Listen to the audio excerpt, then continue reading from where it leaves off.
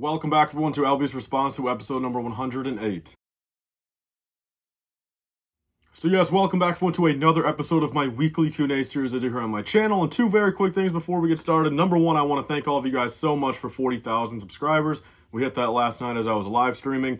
And yeah, I mean, overall, guys, it's just been a crazy couple months. I mean, truthfully, if it tells you anything, by August 15th, if I get up to 42,000 subs, which knock on wood will be pretty soon here, actually, maybe even by middle of May, that means I would have doubled my channel size in the past 365 days compared to what I did for the first 9 years of my channel. So truly, from the bottom of my heart, guys, it's been a crazy couple months. Thank you guys all so much. It's been a fun time, and things are really going well. Second off, guys, you guys really seem to want a Mexico Factory kind of like documentary video. A lot of you guys were commenting that last week when I brought up that idea. So what I will say here, I can't promise when it will come out, but I do think hopefully by early summer, maybe sometime like middle of June or so, I will, work on a video for these next couple months, get it real nice, kind of try to get as much like solid, real information as possible. And that'll be uploaded at some point on the channel. So let's get into it, guys. We have a couple questions this week. As always, if your question is not answered this week, be sure to leave it down below for next week. Preferably, if you guys can put hashtag AskLBS at the start of the question, helps me kind of find it easier. Number one, guys, right here, we have ketchup_dragon. Ask LBS, do you think LEGO is going to continue giving us more than one named clone trooper per wave in the future, such as Commander Fox and Captain Vaughn? So what I will say here is I don't know if that will necessarily be the case. I think having two named clones every single wave for the next 5 or 6 years just isn't really possible. I don't really blame LEGO for that either. But what I will say is I think the ratio I can confidently kind of, give my opinion on is I think 2 per year at least. I think whether they give us one in the winter wave and the summer wave, maybe 2 more in the summer wave, 2 in the winter wave. LEGO is also doing a lot more, as we can tell, in recent years, they're doing, January wave, March wave, May wave, June 1st set even. They're doing, August 1st. They're doing September 1st. They're doing October 1st, like for everything. So what I confidently can say is, look, I think throughout the next couple of years at least, especially up until, 2025, and hopefully even more in 2025 with the 20th anniversary of Revenge of the Sith, I really do think, at least 2 per year, I think I'm pretty confident in. So there's that. But like I said, it's really cool. We're getting Commander Fox, Captain Vaughn, and Captain Rex all literally within pretty much a 2-month little stretch right there. So thanks for the question, and there's my thoughts on it. Leave your opinions down below, guys. Next up, we have Karash Karami right here. Ask LBS, why hasn't LEGO made any good Separatist sets for the past couple years to go with the growing number of clone sets? So I have, I think, 2 opinions on this. Number one being, and I think we can all kind of agree on this, is I think once 2015 hit with The Force Awakens, and, we had, Disney movies coming out. We had the sequel trilogy, we had Rogue One, we had the Solo movie. I can confidently say 2015 through 2019 and even part of 2020 was really kind of taken over by those movies. And understandably, LEGO, of course, wants to stay on the hype train. They want to make movie, related sets. I hate to say it, but I think, come 2015, I think a $20 Ray speeder might have actually sold more than like a $20 Corporate Alliance tank droid. That's just the truth of it, with all the hype of the new movies. So I think that's really what took up those couple of years. And we've really been able to tell now, come 2022, 2023, now that they're kind of out of that rut of having those movies, they're definitely able to flourish a little bit more. And I think the second thing, involving the Separatist sets would probably be something to do with the super battle droids. I got to be honest. They did mention how in that designer interview, that they are, trying to rework it. They're trying to, come up with a better, solution for the torso and legs not cracking as easily. So, they said that, that was, I think, what, middle of 2022 when the interview came out. The last super battle droid was 2015.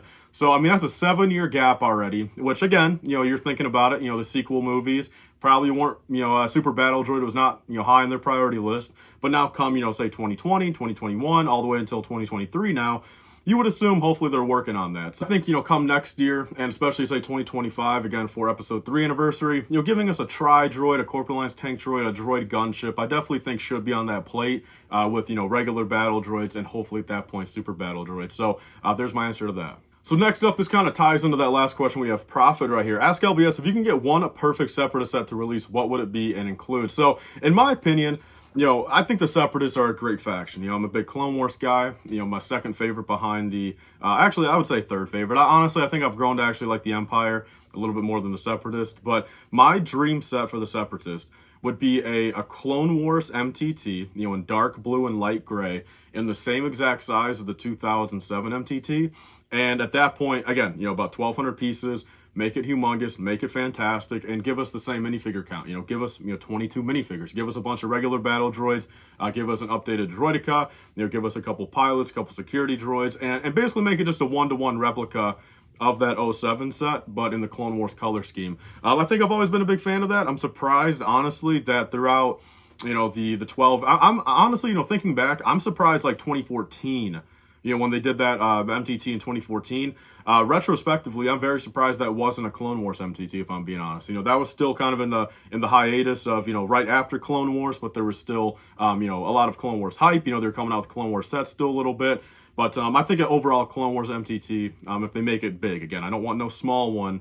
I want a huge one. So there's my dream set, guys. And I want all you guys to actually leave your dream separatist set down below. I'm curious to see what you guys think. So thank you for the question, Prophet. And moving on to the next one here, we have from Mike Padden. Ask LBS, do you think LEGO will include the new orange lightsaber in the Ahsoka sets, or will it be an issue getting those? So great question, Mike. And actually it kind of ties in perfectly to something I just got in the mail today. So there actually have been, trans neon orange, so not the regular trans orange, but trans neon orange, which even look more accurate to, the Ahsoka trailer lightsabers in sets for the past like 5 or 6 years. They were in a lot of Ninjago sets, a lot of Nexo Knight sets, and it's a pretty rare piece. They never actually put them on a Star Wars minifigure yet, but they do exist. And what I will say, again, shameless plug here, is I did just stock those over at my Bricklink store, Indie Brick Den. I'm running them for a pretty good price. I got a pretty big quantity of them, and overall I am running 25% off my entire store, parts and minifigures. So if you guys want to pick up some of those orange lightsaber blades, a couple other things, I'm running a very big sale, just so you guys know, if you guys want to help support the channel and also get some LEGO in return. All right, so to actually answer this part of the question, which this is actually a pretty big question, honestly, Mike. So I believe this is your second week in a row, actually asking a pretty relevant and good question. I got to be frank with you, I'm giving you a lot of credit here. But so the biggest thing here, so like I said, guys, the color that LEGO actually made before, and the more accurate color, is trans neon orange, not regular trans orange. They still make the color of trans orange, but they actually stopped producing, presumably. It's not been like officially announced by LEGO, but there was no pieces in 2022 or all of 2023 involving the trans neon orange colorway. That's been an older color. They've had that for, almost 20 years now. And this is kind of, again, this is just a prediction. It could be possible that, they actually stopped producing that color, so they don't even have that color to, give us for these 2023 Ahsoka sets. So, look, overall, again, it's a shameless plug. In general, though, I picked up a bunch of those. I'm obviously keeping a handful for myself for just my personal collection, but under the assumption that they don't even make that color anymore. So if they were to make regular trans orange, that would be pretty inaccurate, way too kind of a bright colorway. Trans red would be inaccurate. They might not even be able to give us trans orange lightsabers in those sets. So in turn, the ones from the older sets, from 5-6 years ago, those will be the only ones that are actually possible to get if you guys want to make your Balin and Shin accurate. So overall, there's my thoughts on it. I don't know that for a fact, but it is a actual fact that they did not actually make that color for the past year and a half or so. So going into 2023 summer, that still could be the case, and there's my answer to that. So moving on, guys, we have Just Think right here. Ask LBS, do you think we will get 25th anniversary branding for LEGO Star Wars sets next year? So this is actually a very good question, and it is actually the 25th anniversary of LEGO Star Wars. It came out in 1999. And the biggest thing with this is I kind of did a little bit of research. Nothing too crazy. I don't know exactly everything, but based off everything I did look up, a lot of times, especially for LEGO Star Wars, but even like a bunch of these other LEGO themes too, they really don't celebrate like the 5th anniversary of stuff, like the 5th, the 15th, the 25th, which is weird. You would assume, 25th anniversary for a lot of things, means more than the 20th, and even means more than the 30th a lot of times. But it seems like LEGO Star Wars, for the 20th anniversary of LEGO Star Wars, they're doing 30th anniversary of Empire Strikes Back, 40th anniversary of Return of the Jedi. Like, they've done all that stuff in the past, 10 or so years, where I don't know if they'll actually do anything for 25, years of LEGO Star Wars. Is that going to be a big number for them? It should be. I think, really, the one thing we might see from it is maybe like a promo. We don't know yet for sure. Overall, I think to the average consumer and a lot of people, again, 25 years means a lot more than even 30, quite frankly. It's just a more celebrated number. But based off LEGO Star Wars, kind of track history, I wouldn't really put money on it. I quite frankly don't know if they would do anything for it. And, at that point, I don't know if they would just save it, for the 30th anniversary and kind of do the same thing like they did with the 20th anniversary. So there's my thoughts on that. Leave your thoughts down below, guys. Do you guys actually think we will get 25th anniversary branded sets next year? I'd love to hear it. So next up, guys, we have Bricks right here. Ask LBS, do you think LEGO will ever make a set with Commander Thorn in the near future? So I think to kind of make this a very definitive answer, very short answer, and I think this is honestly almost like a factual answer. I think, with LEGO actually giving us a Coruscant Guard gunship later this year in September, and the fact they're including Fox instead of Thorn in there, I really do think that kind of takes up the entire chance of getting Thorn ever. Quite frankly, look, I think Commander Thorn, Commander Doom, as much as we love them, from Season 6, I think they're pretty forgettable. LEGO might not even know they exist. Definitely not top priorities. And overall, I mean, look, I think any of us can agree, or hopefully agree, if they give us like Commander Thorn in a set before they give us, Phase 2 Wolf, Phase 2 Commander Bly, even like a Phase 2, Commander Bakara, if they give us a Thorn before one of those guys, that's just wrong. So I think, between that and the fact of, Fox is kind of taking that one chance for Thorn. As always, LEGO doesn't always follow source material. They could easily throw Commander Thorn, into some like random AV7 canon remake or a Swamp Speeder in 5 years itself. You get what I'm saying? So, there's always that little chance, but I gotta be honest, like I'm leaning like 99% no. The fact that I don't think we'll see Thorn ever. And if anything, maybe the 1% chance would be like if they actually do give us like a Coruscant Guard gunship remake in like 15, 20 years from now. But there's my thoughts on that.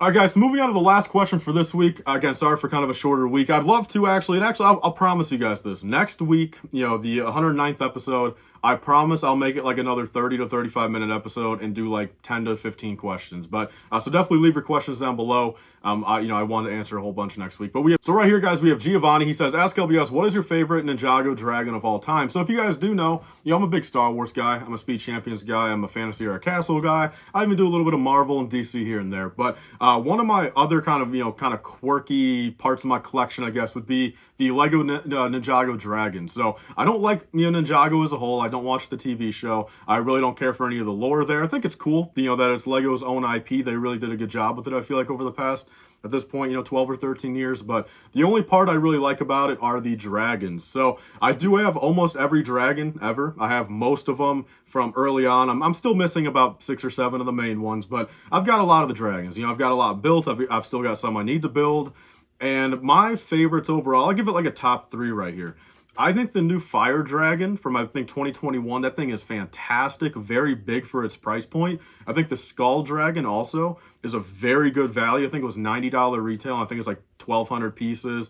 And just, again, very massive. Sure, it's skeletal, so, there's a lot of kind of open air in it. But overall, kind of the volume it takes up on your shelf, it's a big dragon. And then also another one for kind of sentimental value would be the green mech dragon from the Ninjago movie. I have that one built. That I actually got back in a influencer box that was actually sent to me from Warner Brothers for free back when that movie came out in 2017.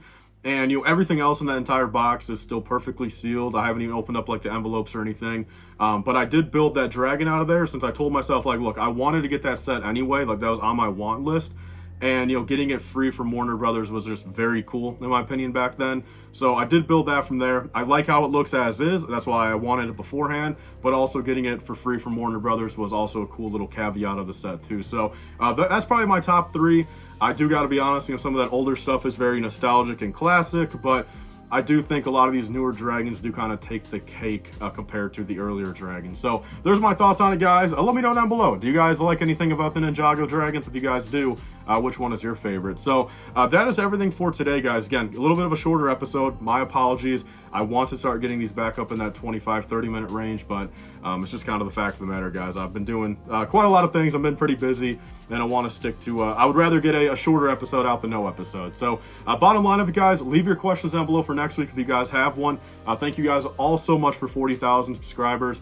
We have another live stream coming on Tuesday, another video coming out tomorrow and Monday. Of course, I'm trying to go for that daily upload schedule. And then also, guys, check out my Bricklink store, Indie Brick Den, link down below. And I'm running 25% off all parts and minifigures. I got a lot of cool stuff over there if you guys want to help support the channel. So that's everything for today, guys. I'll see you guys all in the next one. Bye, guys, and stay safe.